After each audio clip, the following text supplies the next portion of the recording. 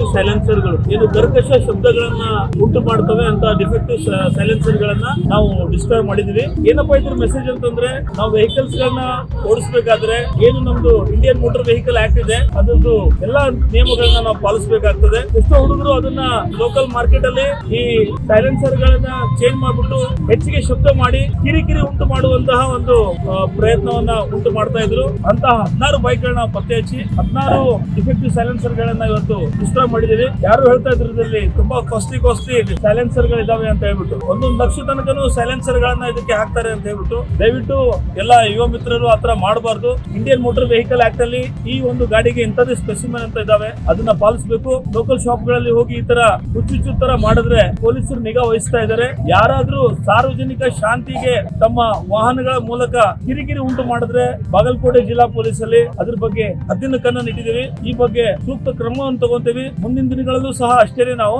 ಯಾರು ಈ ತರ ಡಿಫೆಕ್ಟಿವ್ ಸೈಲೆನ್ಸರ್ ಅಥವಾ ಡಿಫೆಕ್ಟಿವ್ ಹಾರ್ನ್ ಗಳನ್ನ ಯೂಸ್ ಮಾಡಿ ಸಾರ್ವಜನಿಕ ಶಾಂತಿಗೆ ಪಬ್ಲಿಕ್ ಪೀಸ್ ಗೆ ಯಾರು ತೊಂದರೆ ಕೊಡ್ತಾರೆ ಅವ್ರ ಮೇಲೆ ನಾವು ನಿರ್ದಾಕ್ಷಿಣ್ಯವಾಗಿ ಕ್ರಮ ತಗೋತೀವಿ ಅಂತ ಹೇಳ್ಬಿಟ್ಟು ಈ ಮೂಲಕ ಮನವಿ ಮಾಡ್ತೀವಿ.